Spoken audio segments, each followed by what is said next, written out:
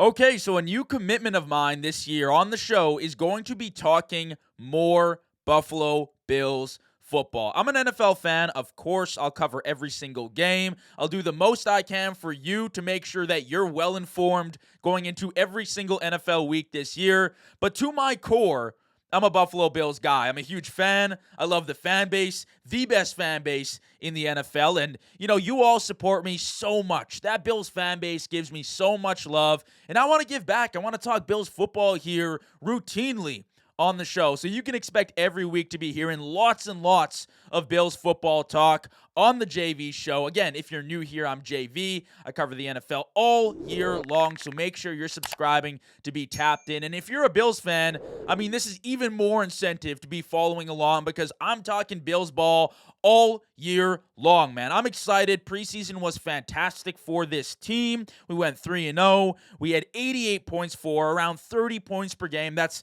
fantastic stuff from Joe Brady and the offenses that he was putting out there every single week. Points against, 48. That's around 16 points per game allowed. Incredible stuff from that Leonhard system. I'm excited to dive in. Again, if you love the content, please make sure you drop a like, a subscription, a comment. It goes a long way. I can't appreciate y'all enough for the support.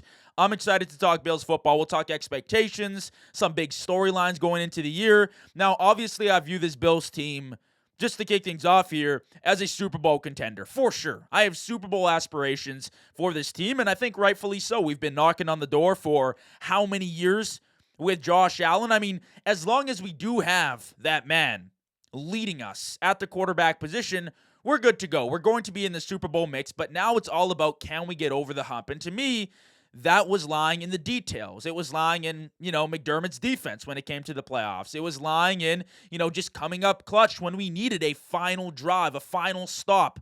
Well, I have reason to believe that we're getting to that point. We're getting to the point where those details are checked off. We've checked those boxes. So let's go week by week here. Week 1, we had Carolina in the preseason. That game for me was all about the Allen to DJ Moore connection. I was very, very impressed just seeing it on the field, not just hearing the training camp reports, not just seeing the flashy playmaking at training camp, actually seeing it on the field was a different feeling, right? 3 receptions, 61 yards. He hit him on a dirty play-action misdirection. First catch of DJ Moore's career as a Buffalo Bill. Then he hits him on an out route deep in the Bills' territory. And then he hits him, I think, on a comeback where he was banged up a little bit, but he was eventually fine and obviously will be ready to go week 1. I was just amazed seeing him on the field, seeing the way that he impacted the game, not only as a receiver receiving the ball, but also just occupying defenders, taking defenders deep and opening up the middle of the field with Khalil Shakir just feasting over the middle. Keon Coleman had a touchdown, the first at Highmark Stadium. Just exciting stuff, man. Exciting stuff. That game, those first few opening drives, I know it was the preseason and nothing to get too hyped up about, but you're just licking your chops. You want more, right? You want more Josh Allen football. You want more Joe Brady play calling. You want more and more and more, and the offense looked great. Then you fast forward to week 2, all I see is greatness from Jim Leonhard and Joe Brady. This was, the second game we saw their systems, their schemes put out there, and they won, and they succeeded. I don't care if it's backups. I don't care if it's third-string guys. The reason I felt like we had so much success in the preseason was because of our coaching staff, was because of these systems that were put in place. We finally got to digest, a few games under that Joe Brady head coaching leadership crew, under the Jim Leonhard scheme defensively, younger defensive coordinator, but you can see the defense starting to evolve. You can see how the scheme kind of works out, right? The offense, again, the play action looked phenomenal. I'm excited to see this offense continue to roll, right? Continue to integrate new parts. We'll talk about that with DJ Moore in just a little bit. And then again, talking about that Jim Leonhard scheme, the 3-4 defense, the utilization of the linebackers, which I think our outside linebackers are just phenomenal. Seriously, the guys we have outside, they are playmakers, and that will become a very, very big asset for us down the stretch. We'll get to that in a moment. And then week 3, Steelers. Skylar Bell, man, watching him last night, just music to my ears. Whatever I watched was just, it was glory, dude. I was pumped up seeing the man succeed. 7 receptions, 50 yards, 1 rush, 28 yards, a touchdown. Again, a testament to that Joe Brady offense, the system that's been integrating guys like Mecole Hardman, who we'll talk about right away, Skylar Bell in the run game as extensions of our rushing attack. And man, has that worked really, really well for this offense. Obviously paying off for Skylar Bell, who, could make an impact for this offense this year. I know our receiver group is kind of set in stone, at least our starting 3 guys. I would say right now, there's room for Skylar Bell to work in, and it's definitely not locked and loaded for the entire year. Maybe for week 1, but I do think Skylar Bell is a talented playmaker that could work his way into a bigger and bigger role on this offense as the season progresses. And then my second biggest takeaway, because Skylar Bell was so magnificent, but was our rookie corner last night, Davison Igbinosun. Man, has he shined. Man, is he shining in preseason. Man, is he shining in camp. I'm excited to see what he can do because, as we'll get to right away, our secondary looks fine. We were one of the better secondaries in the league last season. However, I do think we still could use some help, especially with depth at the position. And he is a guy that, immediately adds a very, very good depth element to the position, but honestly could start for us. So those were my major takeaways from the 3 games. Now, we'll get into our major talking points here. Kicking us off at 1 was Josh and Joe Brady. So my biggest takeaway, at least from watching them in week 1, was just how comfortable they look. Now, people don't realize, obviously McDermott got fired and we promote Joe Brady, and you're like, why, right? The whole idea was to get a new man in-house, see if we could get like a new leadership crew and get something different. Maybe the vibe was fine. Maybe he was a locker room guy, McDermott, but it just felt like we were lacking something. And maybe when Brady came in at first, even myself, I was like,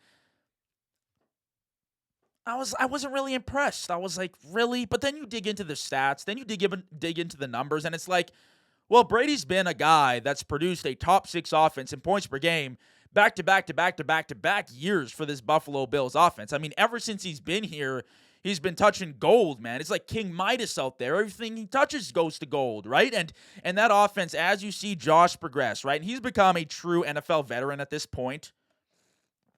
You can kind of see him settle down. Now that he's got a few weapons he can trust, a few really good tight ends, receivers that are only improving, he's starting to settle into the offense. We saw him on the sideline last night, calling a few plays, giving his input. It's encouraging to see the dynamic between Josh and Joe. I think Joe holds him accountable and holds him to a very high standard, but they also kind of share the field, right? They share opinions. They're 50-50 in this thing.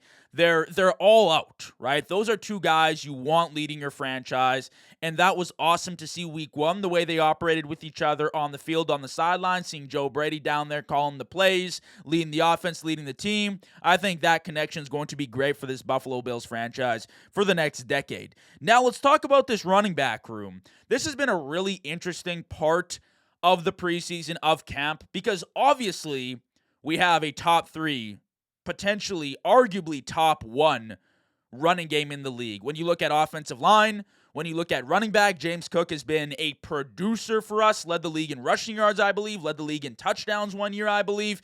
He's been a dog, right? Definitely worth the good contract that we got him at. Wasn't anything insane, but we got him at a very nice deal, and he's produced for us.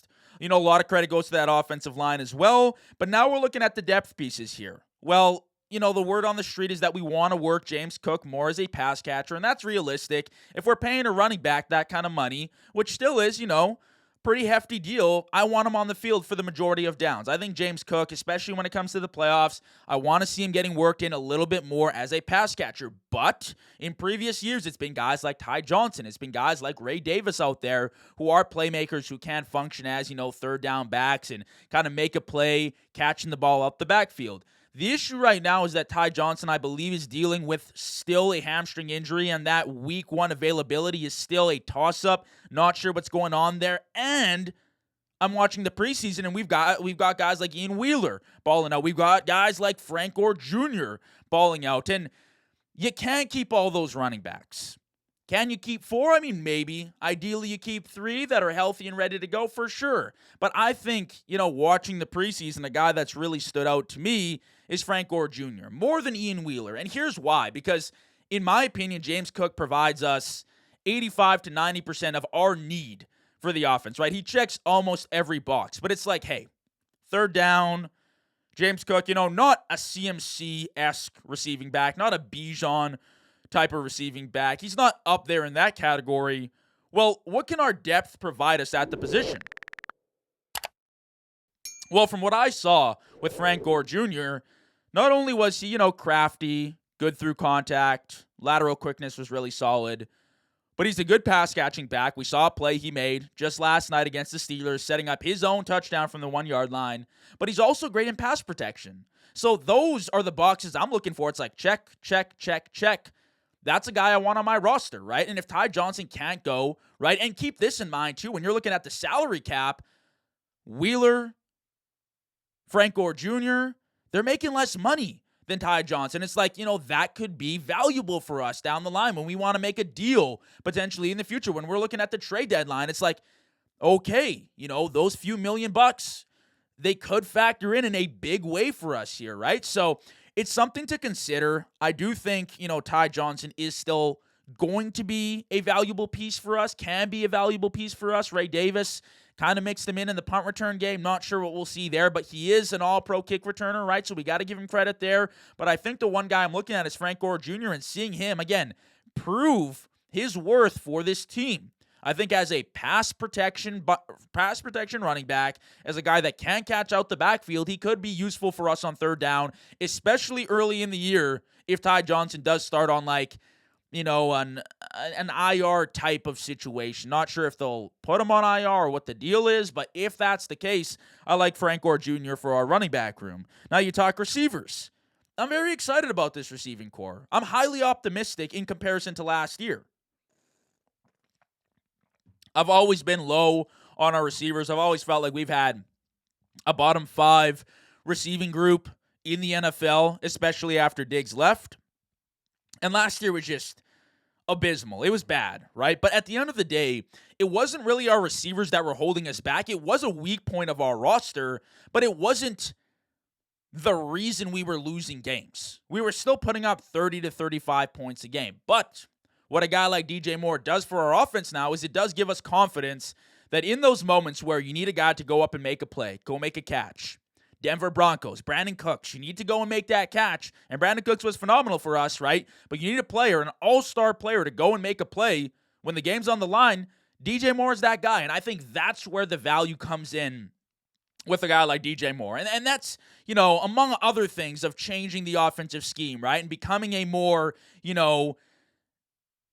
a more daunting offense that pushes the ball downfield just a little bit more. We'll talk about the Brady scheme with Josh just a little bit later when we get into the schematic breakdowns. But I'm looking at our receiver sets right now. My expectation is probably DJ Moore, Khalil Shakir, and Keon Coleman to start the year. I think that's kind of a lock. But I do think Skylar Bell, as mentioned, could function as a really, really good fourth option. I honestly think he could work his way onto the starting roster. The only problem that I've talked to many, many fans about already is his size. And it's not that he's, super small by any means, but DJ Moore, Khalil Shakir, not particularly large, they're just average, maybe shorter on the shorter side.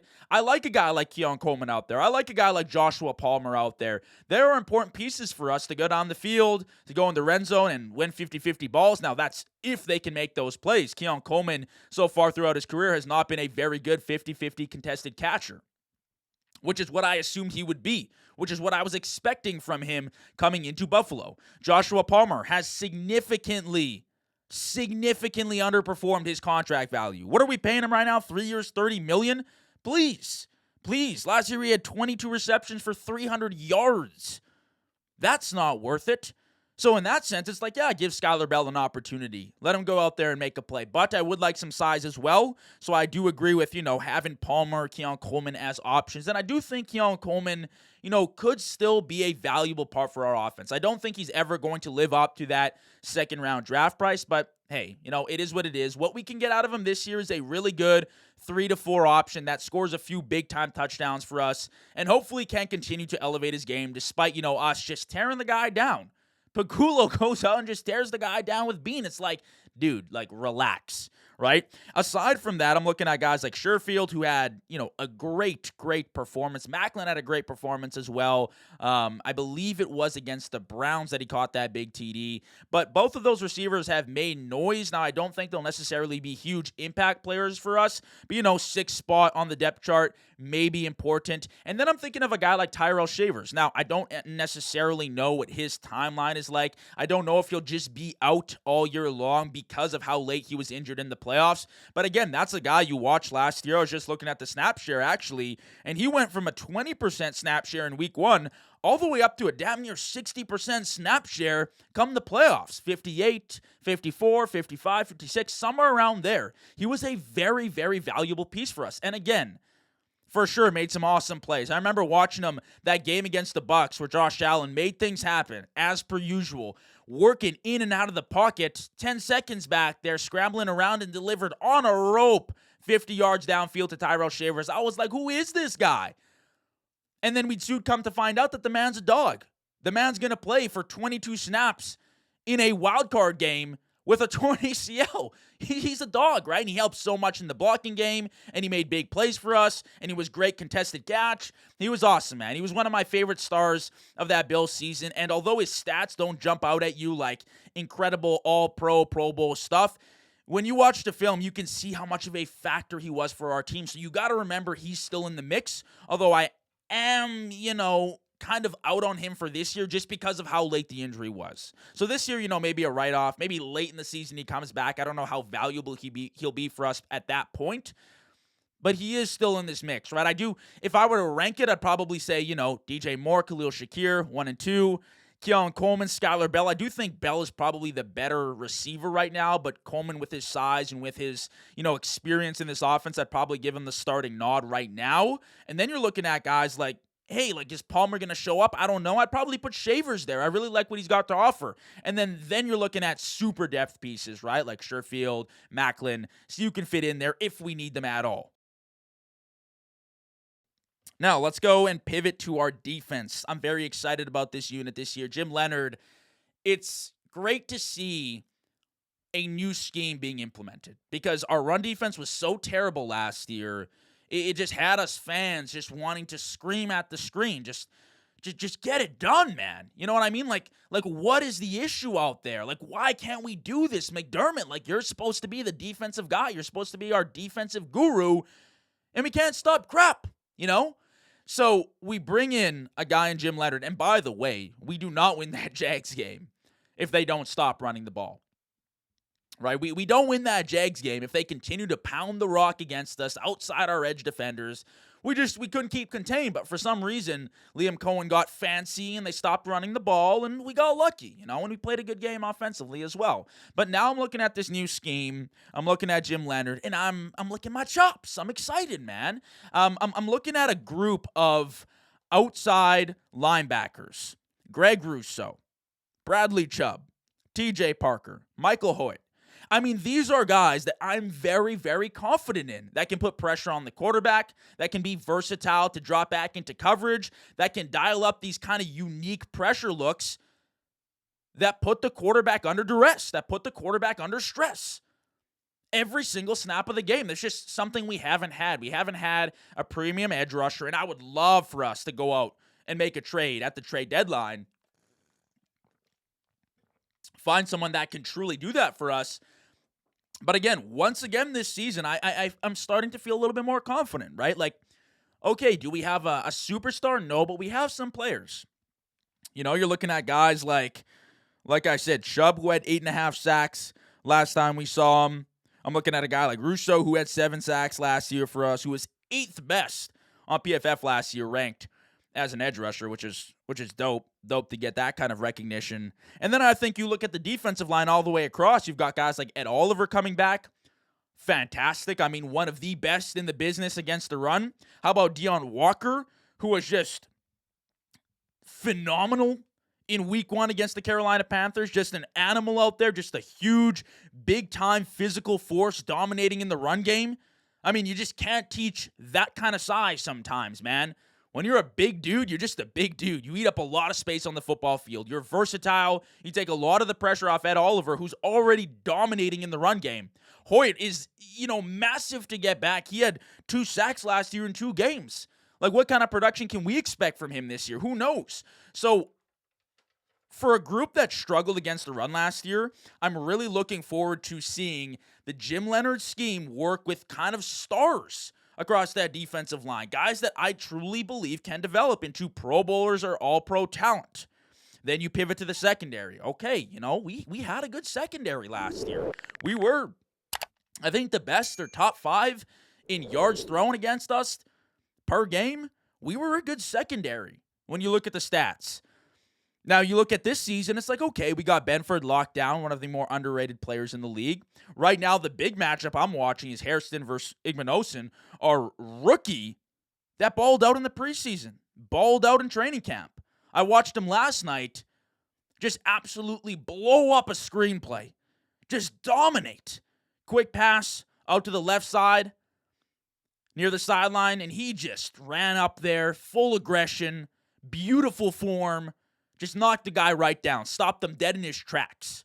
And that's something we saw last night Hairston struggle with. Now, obviously, it's just one play. It happens. It's the preseason. You're going to get better. You're shaking some rust off here. But I think there's a real conversation there to be had. And people will look at Hairston and say, oh, well, look, he had 2 picks in his rookie year. It was a good season. I just watched the picks 2 minutes ago, man. They were both arm punts, one by Tua, one by Patrick Mahomes.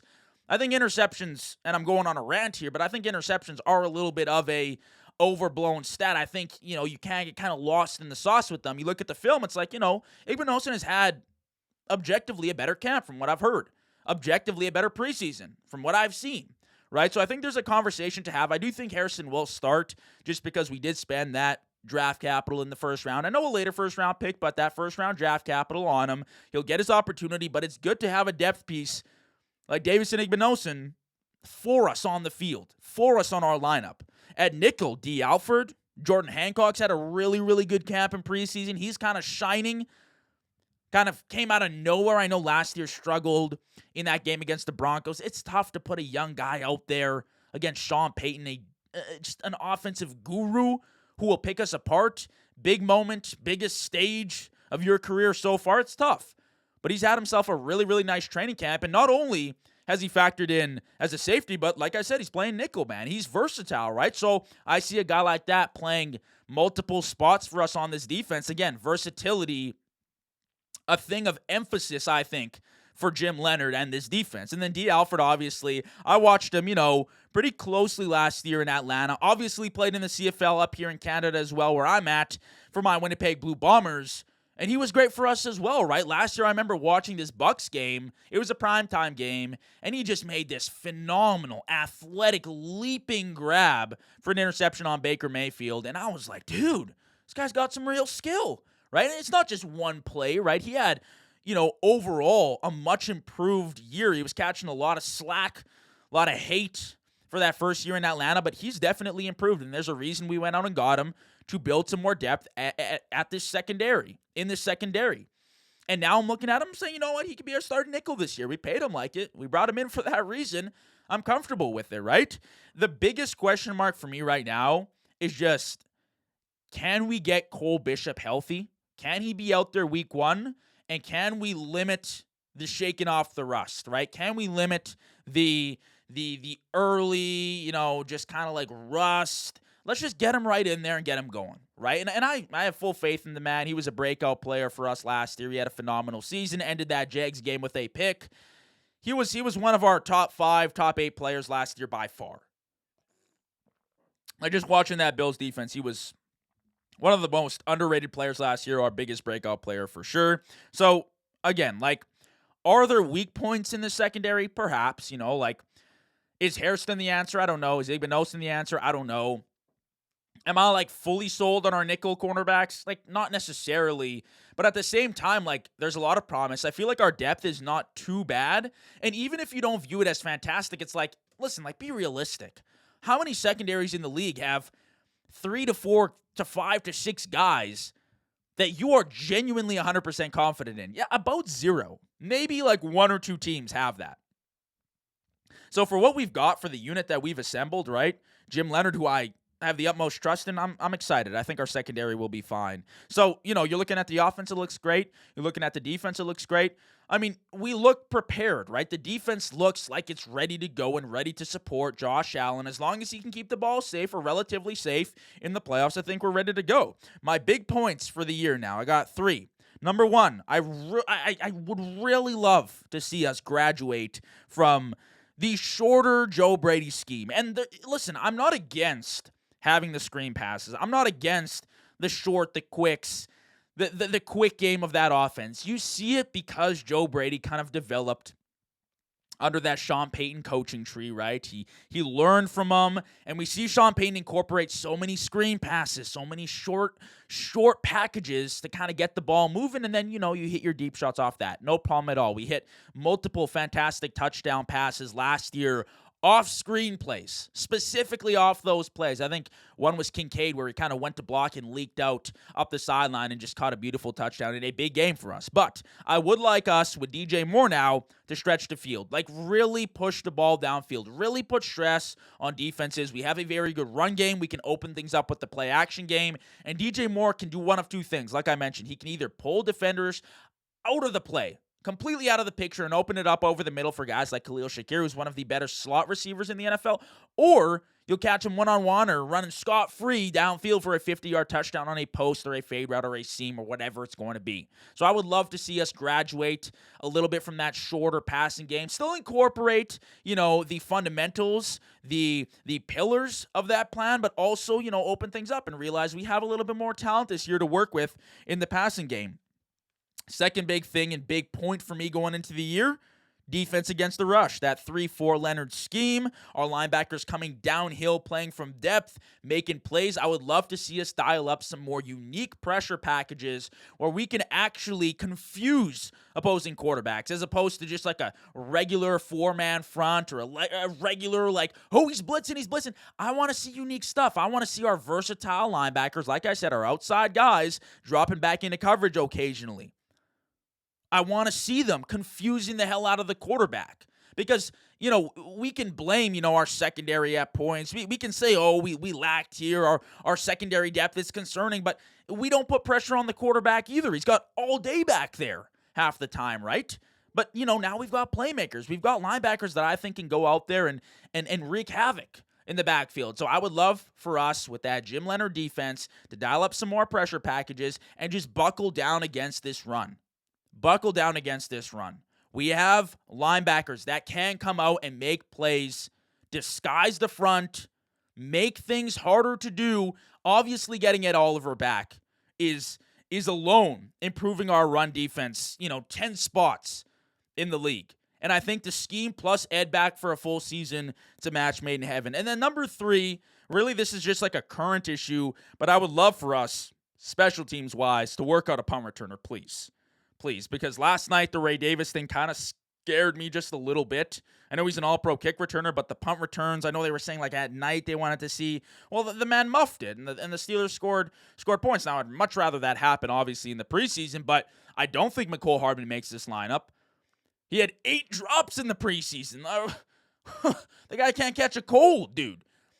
So I would love for us to find, maybe I saw maybe D. Alford potentially returning punts. I don't know. I don't know what the answer is. Or maybe Ray Davis just goes out there for the next week and catches a million punts. I don't know.